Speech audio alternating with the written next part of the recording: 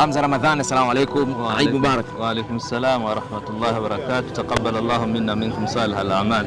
Tumesikia baadhi ya nasaha kutoka kwa mashekhe wenzio, na wewe pia labda utunasi kwa fupi kutokana na siku hii ya furaha ambayo tunayo hii leo kwa Waislamu.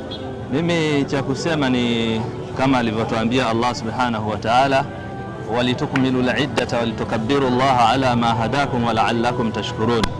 Ukamilisheni mwezi na pia mumtaje Allah subhanahu wa ta'ala. Kwa kufanya hivyo mtakuwa ni wenye kumshukuru Allah subhanahu wa ta'ala. Tunapaswa kumshukuru Allah kwa namna tatu.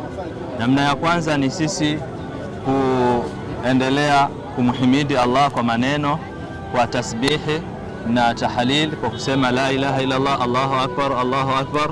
Lakini pia vile vile tuendelee kumshukuru Allah kwa matendo mema, kumshukuru Allah kwa maneno na pia ni kwa matendo, kwa maana tufatizie kheri tulizokuwa tunazifanya katika mwezi mtukufu wa Ramadhani, lakini tuzinawirishe zaidi ndani ya hii siku ya Eid, lakini na kuziendeleza katika masiku yanayoendelea.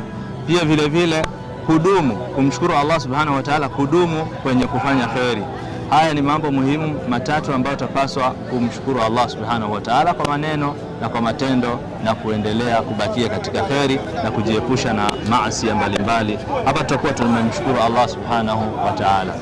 Nikiwapongeza Waislamu wenzangu, taqabbal Allahu minna wa minkum salih al-a'mal, kullu amin bi khair wa antum bi khair. Shukran. Na asante sana Sheikh. Kishki TV, nuru ya dini yako.